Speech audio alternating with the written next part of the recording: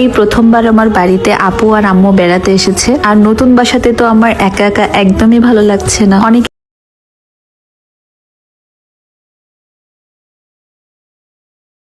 নতুন বাসাতে আসার পরে রান্না বান্না বাজার সদাই কিছুই হয়নি এখনো। আপু আর আম্মু আসবে বলে অল্প কিছু বাজার করে এনেছি সকালে, তো সেগুলো দিয়ে রান্না বান্না করে তাদেরকে আপ্যায়ন করেছি। হ্যালো এভরিওয়ান, কি অবস্থা সবাই কেমন আছেন? নতুন বাসাতে বলতে পারেন 50% গোছানো হয়েছে আর বাকি 50% পুরো অগোছালো। তো সকাল সকালই ওয়াশিং মেশিন লাগাতে লোক চলে এসেছে। আর রান্নাঘরের সিংয়ের কলটাও অনেক বেশি পুরাতন হয়েছিল, তো ওই কলটাও চেঞ্জ করে নিয়েছি। তো অনেকের মনেই প্রশ্ন আছে যে আপু কোন জায়গাতে বাসা নিয়েছেন, বাসা ভাড়া কত?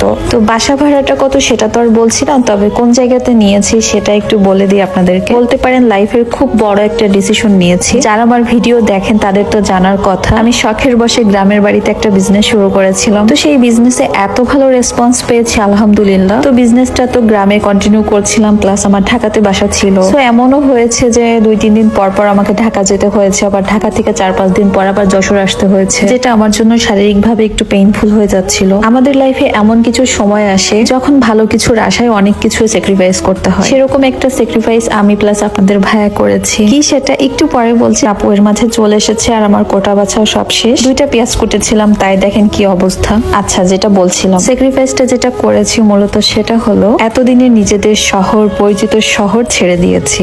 ঢাকা শহর ছেড়ে যশোর শহরে বাসা নিয়েছি, যাতে আমার কষ্টটা অন্তত কম হয়। বর্তমান পরিস্থিতিতে দাঁড়িয়ে এটাই আমার কাছে সব থেকে ভালো ডিসিশন বলে মনে হয়েছে। তবে ঢাকা শহর যে একেবারে ছেড়ে দিয়েছি এরকম কিন্তু না। আপনাদের ভাইয়ের বিজনেস আছে, প্লাস আমারও কাজের ক্ষেত্রে যেতে হবে, তো যাওয়া আসার মধ্যেই থাকবো আর কি। এই জন্যই নতুন শহরে আমাকে একটু মানিয়ে নিতে কষ্ট হচ্ছে আর কি। তবে এখানে থেকে খুব সহজেই আমার বিজনেসটা আমি রান করতে পারবো। তো যাই হোক, আমাদের সবার জন্য রান্না বান্না করছি খুবই অল্প পরিমাণে, জাস্ট এক বেলার মতো খাবো, তারপরে আবার গ্রামের বাড়িতে চলে যাব। আমি এখানে শুধু নতুন আলু দিয়ে মুরগি রান্না করছি আর তার সাথে পালং শাক ভাজি করেছি। তো তাড়াহুড়া করে রান্নাটা শেষ করে ফেলেছি। রান্না শেষ করতে করতে তাও প্রায় 5টা বেজে গিয়েছে আমার। আসলে বাসার অনেক কাজ বাকি, সবাই এসেছে কারণ আমার হাতে হাতে একটু বাসাটা গুছিয়ে দিবে যতটুকু সম্ভব আর কি। ইনশাল্লাহ কিছুদিন পর থেকে মোস্ট অফ দ্য টাইমই আপনারা গ্রামের ভিডিও দেখতে পাবেন। এখন অনেকে বলতেই পারেন বিজনেস আর ভিডিওর জন্য ঢাকা শহর ছেড়ে দিলেন। যেহেতু এটাই আমার কাজ, আর কাজের জন্য কিন্তু অনেকে বিদেশেও যায়, আর আমি তো জাস্ট আমার নিজের শহরে এসেছি। এখন প্রয়োজন বোধ করেছি, এজন্য এসেছি। যখন প্রয়োজনটা ফুরিয়ে যাবে তখন আবার চলে যাব।